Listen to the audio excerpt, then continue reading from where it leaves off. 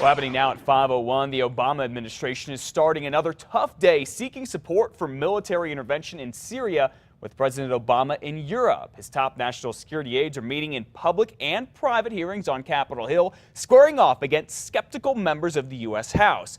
This a day after gaining support from the Speaker of the House, John Boehner, and finding significant support in the Senate. The Senate Foreign Relations Committee could vote as early as today on authorizing the use of force. The bill here would allow the president to order a limited mission against Syria for a maximum of 90 days, all while prohibiting American combat troops on the ground there. Now, the most heated part of yesterday's 4-hour congressional hearing on military action in Syria was the exchange between New Mexico Democratic Senator Tom Udall and Secretary of State John Kerry. What message are we sending? To the international community, we're saying once again, the United States will be the world's policeman. You break a law, and the United States will step in. As Senator Udall focused his questions on the risks of action in Syria, Secretary Kerry pushed back with the risks of inaction. Are you going to be comfortable if Assad, as a result of the United States not doing anything, then gasses his people yet again? And the world says, why didn't the United States act? History is full of opportunity, of moments where someone didn't stand up and act when it made a difference. Senator Udall questioned if a strike could strengthen the extremists and whether it could eventually lead to the use of ground forces. Many say they're actually Taliban fighters now with the Syrian opposition. Now, despite all the reservations, the senator expressed, he said he has not decided how he's going to vote on the plan to use military force. Yesterday's was the first of several briefings before the full Senate votes on the military strike proposal. That could happen sometime next week. And don't forget, the U.S. did do airstrikes in Libya and did not get involved in a full-fledged war there. Okay, 5:03 now. Back home, Albuquerque police need your help finding a young woman who has been missing for a week. Michaela Van, right here, is 19 years old and is developmentally delayed. She was last seen leaving her home in the northwest part of Albuquerque on August 28th. If you've seen her or you know her and know where she might be, please call Albuquerque's police department. And the incumbent mayor for the Duke City, R.J. Berry, is not planning on going to tomorrow's mayoral forum hosted by the city's police and fire unions. The debate's focus is the state of the police and fire departments and the federal investigation by the Department of Justice into Albuquerque's police department. Both of Mr. Berry's challengers, Pete Dinelli and Paul Hay here, are going to the forum.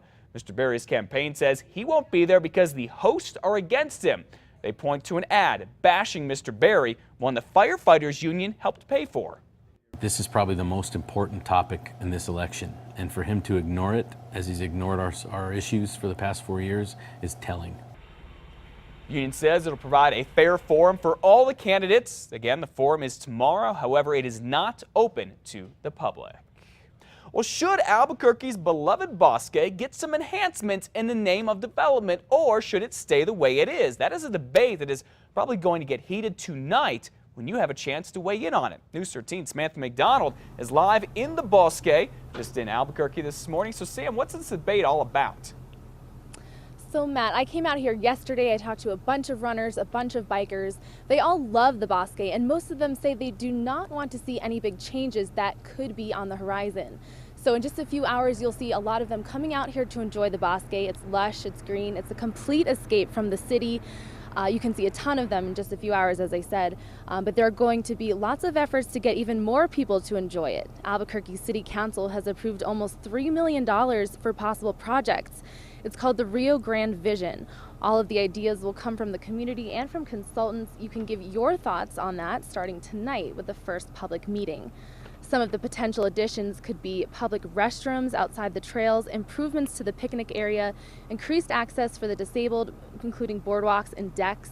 I talked to one man who was running yesterday. He told me he's happy with how the Bosque has been improved over the years, like with the paved trails, but he says he fears additional noise and crowds that could take away from the ambient atmosphere. And I would hope that they keep going with the developments, but I would hate to see it quite so commercialized. I would like to see stuff that more blends in with the scenery and it's more natural. So one thing a lot of people do agree on is they would like to see public restrooms. But if you have any opinion on this, you are invited to join everyone at the Albuquerque Museum tonight from 6 to 8 p.m. Matt, back to you. All right, thank you for the heads up on that, Samantha. I think you're right. Public bathrooms out there would be nice. Now, if you miss out on the meeting tonight, don't worry. There will be another one 2 weeks from today.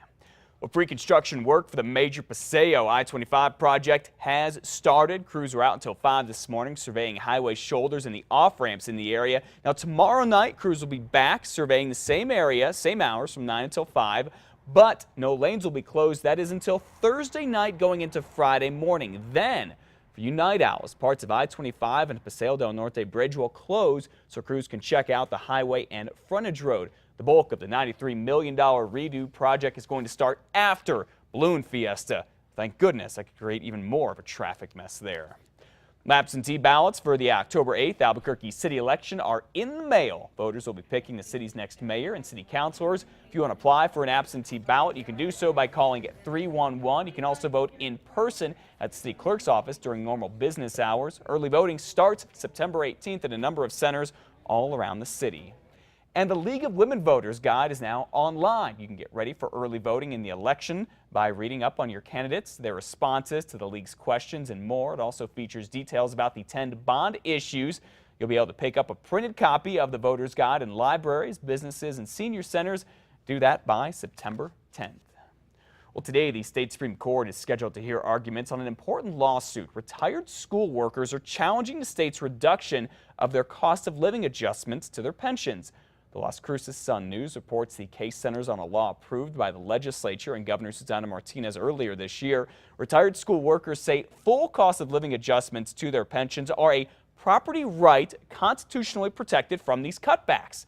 State Representative Dennis Roach says the lawmakers only change the cost of living adjustments, not the base in the pension payments. We'll let you know how this goes.